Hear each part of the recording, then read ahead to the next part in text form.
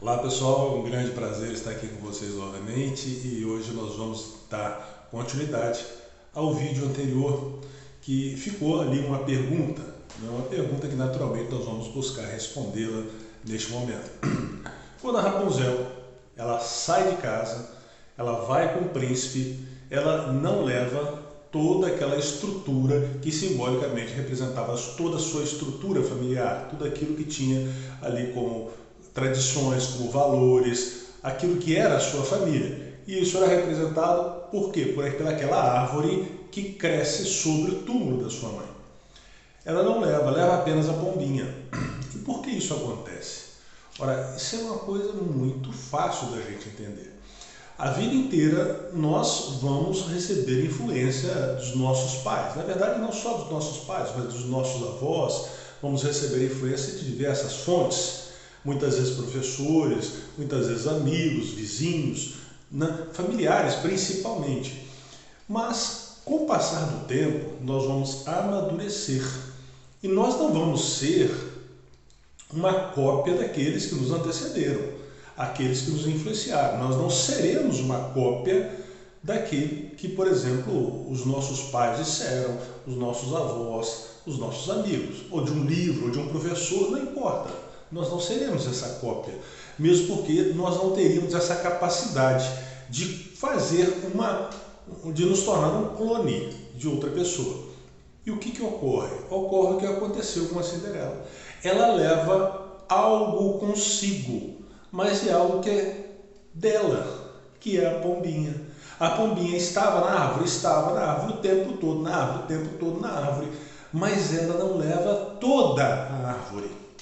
Nós levamos alguma coisa dos nossos pais, dos nossos avós, nós trazemos um pouco dessa tradição, desses valores que vêm da família, mas não levamos tudo. Eu vou te dar um exemplo na Chapeuzinho Vermelho. A Chapeuzinho Vermelho, ela ganha aquele chapeuzinho da avó quando ela era uma criança. Só que com o passar do tempo, ela vai e continua usando aquele chapeuzinho. E ela usa tanto que ela ganha o apelido de Chapeuzinho Vermelho, não tirava em momento algum. Agora, imagine só, quando ela era uma criança, o Chapeuzinho Vermelho cobria praticamente todo o seu corpo. Quando alguém via a Chapeuzinho Vermelho de longe, o que ela dizia? Ah, lá está vindo a Chapeuzinho Vermelho, e aquele Chapeuzinho Vermelho ela ganhou da avó dela. Era um presente caro, era de veludo, não era uma coisa barata, né? Então, todo mundo identificava ela, as pessoas identificavam ela não como a menina propriamente, como a pessoa, mas pela tradição familiar que ela é representada pelo Chapeuzinho Vermelho. Com o passar do tempo, o Chapeuzinho Vermelho vai diminuir com relação ao corpo dela, porque ela vai crescer. O chapéu não cresce, mas ela cresce. E aí o que vai aparecer? O corpo da jovem e depois o corpo da mulher. Por quê? Porque é assim que nós somos. Nós recebemos influências. E observe que o chapeuzinho fica na cabeça. Por quê? Porque a influência vai para a nossa cabeça, não vai para a nossa perna, vai para a nossa cabeça. A cultura, os valores, a religiosidade, tudo isso que as famílias passam para os seus filhos, né, para os seus netos, vai para a nossa cabeça. Só que com o passar do tempo, isso vai diminuindo e o nosso corpo vai aparecendo. E aí nós vamos começando a ser reconhecidos não como filho do fulano de tal ou neto do fulano de tal, não é? Mas como o fulano de tal. Isso é muito comum no interior.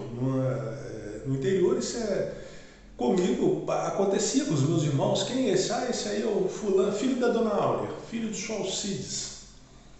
Meu pai e minha mãe, né? Neto do Pereira. Quantas vezes eu vou chamar de Neto do Pereira e meu avô já tinha morrido? Muito tempo. Eu não conhecia o meu avô Pereira. E ele já tinha falecido e as pessoas se referiam a mim como Neto do Pereira. Eu com quase 40 anos de idade conheci um senhor na roça. Oh, você é Neto do Pereira? Falou, ô fulano, vem cá conhecer o Neto do Pereira. Por quê? É a tradição familiar. Então a tradição familiar ela existe, mas ela não nos domina. Olha que interessante. Com o passar do tempo, nós que somos seres humanos inteligentes, nós vamos apresentando quem nós somos. E é o que acontece com essa menininha. Essa menina, ela surge, ela tem ali toda aquela dependência da árvore, da estrutura familiar dela, mesmo a mãe dela estando morta, a mãe dela deixa uma cultura muito forte, e isso consegue sustentar tudo, porque é o túmulo da mãe que sustenta a árvore. E ela vive dependente daquilo durante muito tempo. Em determinado momento, ela se liberta daquilo e vai seguir o seu próprio caminho. A vida não é assim? Claro que é. A vida é isso, né? Mas eu quero tratar com vocês ainda de um outro ponto. Porque esse texto, ele apresenta uma influência bem interessante de um pensador muito conhecido e hoje muito utilizado, que é o Nicolau Maquiavel. Maquiavel, ele é um pensador que viveu nos anos de 1469 a 1527. Então, na época que o Brasil estava sendo descoberto, Maquiavel já estava lá escrevendo os seus livros, né? E o livro que ele deixou, que é um livro assim, de maior relevância, pelo menos é o mais conhecido, é O Príncipe. E o que o Príncipe trata? O Príncipe é um livro muito interessante porque ele é destinado ao príncipe, ao Lorenzo de Médici, que era o príncipe de Florença. Mas por que Nicolau faz esse livro? Ele faz esse livro porque ele era um funcionário, um servidor, eu não sei como seria o nome, mas ele trabalhava para o Estado. E ele tinha uma condição financeira muito boa, muito tranquila a sua condição financeira. Ele viajava para outros países, ele era uma pessoa assim muito bem relacionada. Só que de repente acontece um problema lá em Florença e ele é tido como traidor e acaba perdendo o cargo e pior, ele é exilado. Ele perde tudo aquilo que ele tinha e ele gostava. Ele gostava de ficar nos palácios dos reis, conversar com os nobres e era uma pessoa muito preparada para exercer essa função, não tenha dúvida disso. Mas ocorre o seguinte, quando ele escreve esse livro, ele escreve para o príncipe que estava no poder. E qual era o objetivo dele? O mesmo objetivo da madrasta.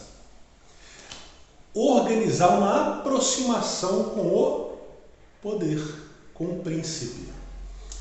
A madrasta queria casar uma de suas filhas com o príncipe. Ela já era casada com um homem rico, mas poder, quanto mais, melhor. Ela não estava preocupada com riqueza, ela estava preocupada com poder. E o poder está onde? No castelo do rei. E ela queria casar-se uma das suas filhas com este poder, aproximar as suas famílias. Maquiavel queria fazer a mesma coisa. Ele queria se aproximar novamente do poder e ter de volta todas aquelas benesses que ele tinha no passado. E para isso, o que ele faz? Ele faz qualquer coisa. Absolutamente qualquer coisa. E no livro ele defende, né, não vamos aprofundar aqui, não temos tempo para isso, nem esse é o objetivo, mas ele diz que o príncipe literalmente pode qualquer negócio. O cidadão comum, não. O cidadão comum ele tem limites. É como a menininha. A menininha, a Cinderela é uma jovem que ela tem limites, ela não pode qualquer coisa. Agora o príncipe, que aí vai ser representado pela madrasta e pelas filhas, elas podem tudo. Tudo o que? Elas podem agir de maneira sórdida. E o que é agir de maneira sórdida, que é a palavra que os próprios irmãos Grimm utilizam, é você fazer qualquer coisa para atingir os seus objetivos. É você fazer literalmente o diabo para atingir os seus objetivos. Isso é o que Maquiavel faz. Ele sente tanta falta, ele sente uma necessidade tão grande de ter o poder de volta, de estar de volta nos braços do poder, que ele fala ao príncipe, olha príncipe, você pode fazer qualquer coisa. Eu não vou falar nada, eu aceito qualquer negócio, contando que eu esteja de volta no poder. É isso que ele deseja. Desculpem. E é isso que a gente vê tanto no Maquiavel quanto na Cinderela. Um pensamento que vê no atingir os objetivos um motivo para agir de qualquer maneira. Não tem obstáculos. Não tem obstáculos. Agora, olha que interessante. Quem sai vitorioso? A menina. A menina que é ética, que tem um comportamento decente, que não age sordidamente. Só que no final do texto a gente percebe que a madrasta estão com ódio da menina. Olha o que diz o texto. E a madrasta e as irmãs ficaram apavoradas e empalideceram de raiva quando ele colocou a Cinderela no cavalo e com ela partiu. Ocorre que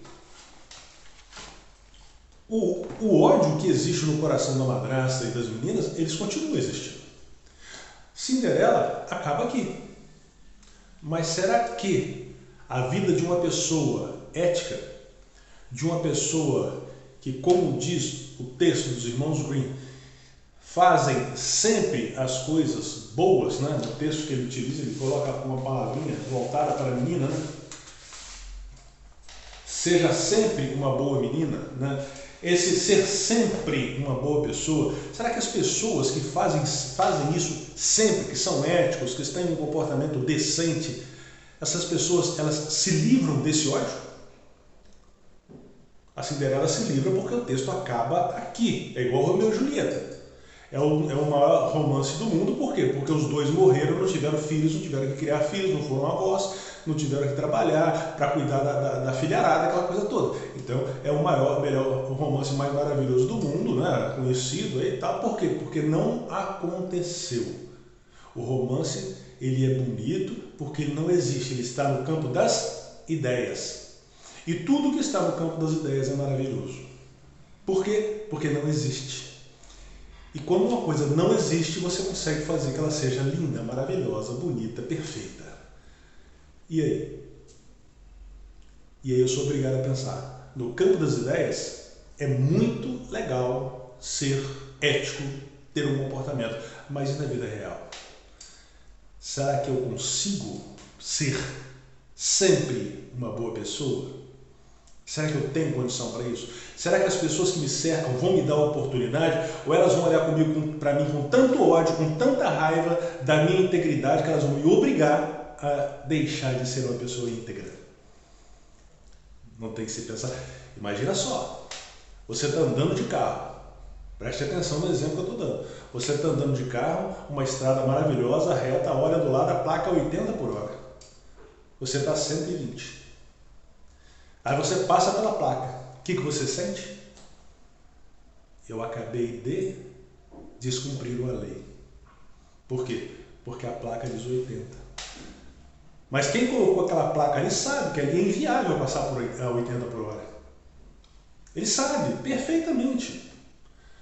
E quando você encontra lá 100 km por hora, quem colocou a prática sabe que ali dificilmente alguém vai passar 100 km por hora. Mas se coloca a placa. Você está andando 40 km, ninguém anda 40 km. Tem estradas que é um desespero. Você está andando, daqui a pouco está lá 80, aí vai para 100, aí daqui a 60 km, aí daqui a 40 km, você fica desesperado, você não sabe mais como é que você vai andar. Então, o meio que a gente está acaba nos levando a um sentimento de que nós não estamos sendo éticos. Olha que coisa. E é nesse mundo que nós temos que viver. E é nesse mundo que nós temos que tentar ser pessoas íntegras, se é que esse é o seu desejo. Se não for, eu sou obrigado a respeitar, né? Quem sou eu para falar para você ser uma pessoa íntegra ou deixar de ser uma pessoa íntegra, né? Isso aí é uma questão muito particular, muito particular.